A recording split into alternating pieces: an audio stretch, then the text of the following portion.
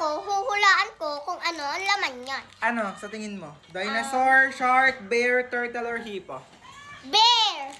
Buksan natin, guys. Pipil natin siya, guys. Yan. Turtle?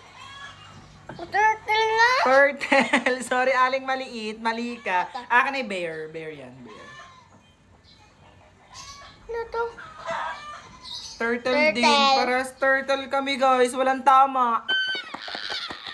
So guys, bumili ako ng Mr. Cubes. Guess what's inside? Ganito yung laman niya, pero bilangin muna natin. 1, 2, 2, 3, 4, 5, 6, 7, 8. Ba't nanay na? Ay, Ba't nanay? inainansak mo. Inainsak mo isa? Oo, binaon niya. Bali, 10 po ang laman niya, guys. Kakasak mo daw yung isa. Aling maliit, sa tingin mo anong laman ng akin? Dinosaur, shark, bear, turtle, or hippo? Bear. Bear to. Ang akin na yung hula ko sa'yo ay shark. Shark. Go. Para magkaalaman, buksan natin. Yan. Bear daw ha. Sana tama si aling maliit. Peelable din pala siya, guys.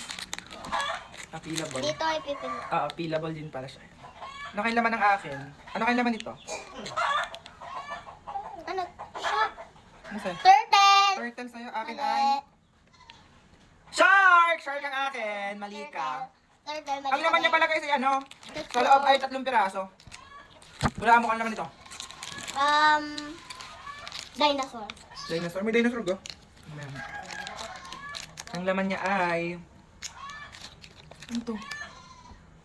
Bear. Bear to. O, bear. Pagkain na, mag-enjoy ka pa. Di ba, aling maliit? Yes! Kaya sa di pa nakakatikim nitong Mystery Cube Peelable Gummy Candy, ililink na lang namin ni Aling Maliit sa aming yellow basket. Kaya ano pang inaantay nyo?